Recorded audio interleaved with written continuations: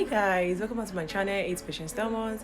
So in today's video I'm going to be showing you how I was able to achieve this lace closure look. So right here I have my bleach and a developer mixed up together. Please when you're working with this, make sure your mixture is not too light. It should have a thick light consistency of which you're going to spread all over your closure. You want to spread and not to press. You just have to spread this all over your closure until it covers up. And I actually left this more than 25 minutes because my developer was not that too strong. You can leave this for like 10 to 15 minutes depending on your bleach. I also finish off with Avon 3-in-1 shampoo and conditioner, and also my Tresemme conditioner. When you lay down your closure, ensure that it's very flat. And please pardon my dummy, she has been through a lot. I know she's looking messy, but I have other ones I would have loved to use. It's too hairy, and this is the only one available with me here that I can actually use to achieve this look that I'm looking for. So I have a method for cutting out my wig. Reason why I don't always bring out my closure 1 inch apart, I just drag it out just a tiny little bit. I do so because instead of me cutting the full length around my closure, I just cut only 1 inch apart. That's basically what I do. I don't cut the full length, just a little bit. Sometimes I have this clippy paint installed inside my wig. I usually don't use it most of the time because I make sure I get a cap that fits with my head actually, and I also sew 1 inch apart whenever I am doing my sewing. When you want to get a cap, look for something that will fit into your head. So I'm still trying to lay down this closure in order to make it look natural. You don't want to put on a wig and everyone can easily detect that you are wearing a wig, or your wig is popping up and everyone can just know. I don't like things like that, so I make sure that my closure is very flat as much as possible. I like a natural looking wig. And you're also going to pin down the closure. I'm also going to be cornrowing this hair in order to just get the hair out of the way. I don't want to be working and be pushing the hair at the same time. It's going to slow down my work, and to do that I'm just going to cornrow this. If you don't know how to cornrow, let me know in the comment section below if I should make a video of how you can cornrow your hair. So I'll be starting off by sewing down this closure. What I'm going to be doing, I take my needle, then pass it through my cap, then underneath the net of my closure. If you look closely, I take my needle, pass it through my cap, then underneath the net of my closure, bring it out, then I tie. There are actually different methods to sew down your weave.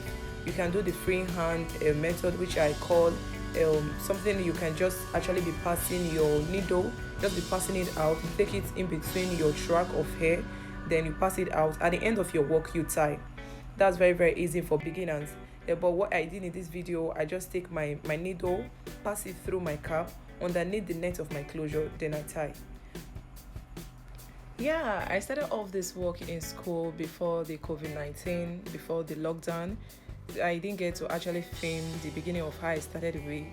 But right in this video, I'm still going to show you with the leftover track that I have to fill up the spaces that you're seeing right there.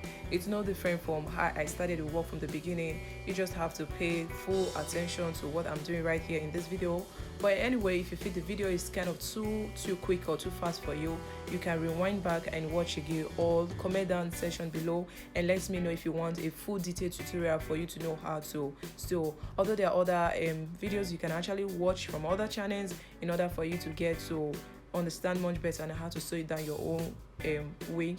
Just do me well to pay attention and see how I am trying to sew down my closure in a very simple way, taking your thread in underneath inside your cap and bringing it out. So at the end of the day, you make sure you cut off your work, cut off your thread and tie as many times as possible, because just to secure everything. In securing everything in place, you can either take it in or out, whichever way that best work for you. While I was working, I was doing even the mixed up like the both side. So basically you can decide to secure your thread by taking it in between your thread and bring it out, or take it inside, whichever way that best work for you.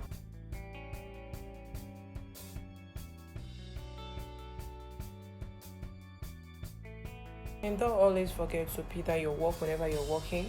Pinning down your work enables you to get an easy work done.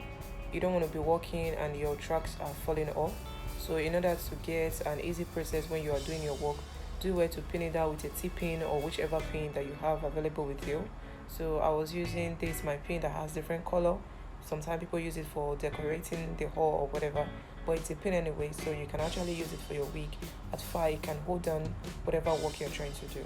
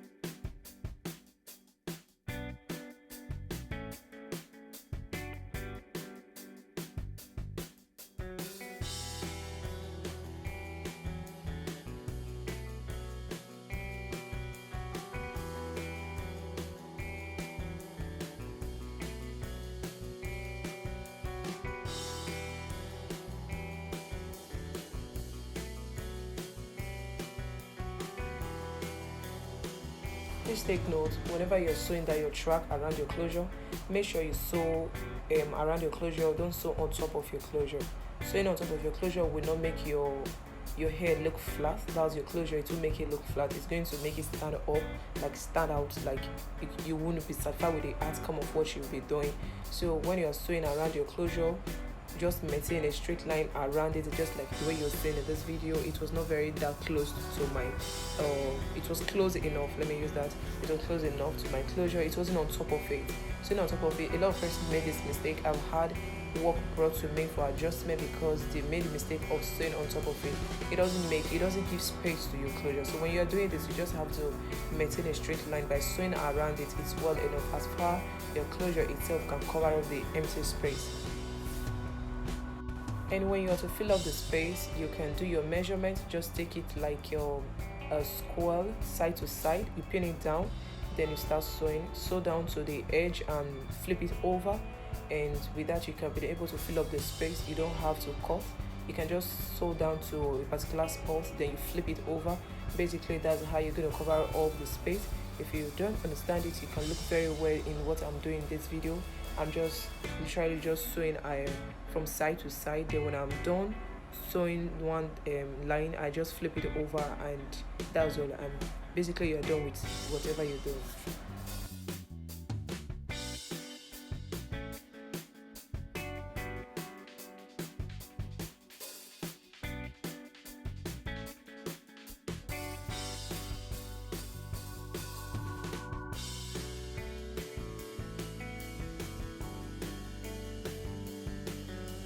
I also like my wig where I can wear it up in a ponytail, where I can just wear it and it looks natural and everyone will think that I actually sew it down to my head. What I do, I flip my wig over, then I take half of a track of wig. Sometimes I can double it up, I measure it, then I start to sew down just an inch, just few inches away, just a few inches. I sew it down, then with that I can wear my wig up in a ponytail.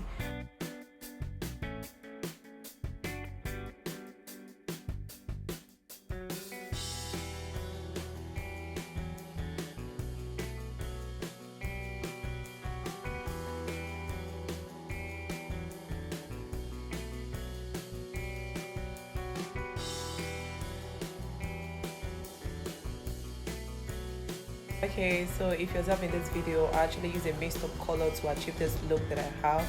Here we've made this my closure wig. So right in my next video, the next clip is going to be showing how I'll be changing the color of this hair to dark brown. I'm going to be dyeing this hair with my hair dye. Just stay with me and I'll be showing you how I am going to change the color of this hair. Thank you for watching, guys. Thank you very much.